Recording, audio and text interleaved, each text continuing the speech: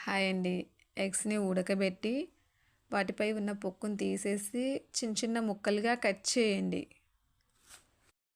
Stove మీద కడాయి పెట్టి అందులో సరిపోయినంత ఆయిల్, తాలింపు, ఎండుమిర్చి, అలాగే కరివేపాకు వేయండి.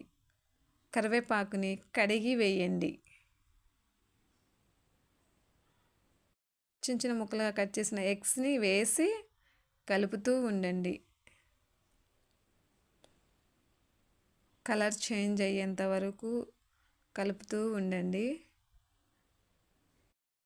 స్టవ్ని మీడియంలో పెట్టి కలుపుతూ ఉండండి. అలాగే ఇప్పుడు ఒక 2 మినిట్స్ మూత పెట్టేయండి.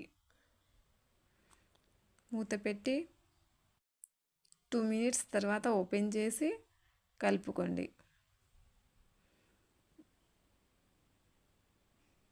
కలుపుతూ ఉండడం వల్ల మాడిపోకుండా మంచిగా ఉంటుంది. కలర్ చేంజ్ అయిన తర్వాత తగినంత ఉప్పు, అలాగే కొంచెం పసుపు, ధనియాల పొడి కలుపుతూ ఉండండి. మీకు కావాలంటే చికెన్ మసాలా కొంచెం వేస్తే ఇంకా మంచిగా ఉంటుంది. నేను లాస్ట్లో వేసాను, మీకు కనిపించలేదు.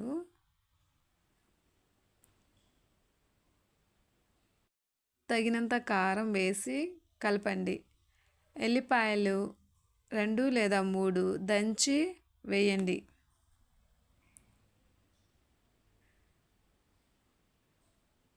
ఇంకా లాస్ట్కి కొత్తిమీర కొంచెం కట్ చేసి శుభ్రంగా కడిగి కొత్తిమీరని వేయండి.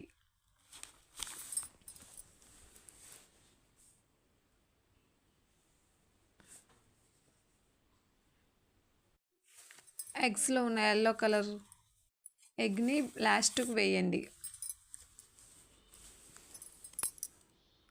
లాస్ట్కి వేసి స్లోగా కలుపుతూ ఉండండి. అవి పగలకుండా చూసుకోండి. ఇలా చేయడం వల్ల మీ పిల్లలు చాలా ఇష్టంగా తింటారండి. ఒక్కసారి ట్రై చేసి చూడండి. పదే పదే అదే చేయమని చెప్తారు మీ పిల్లలు. థ్యాంక్ యూ అండి. సబ్స్క్రైబ్ చేసుకోండి.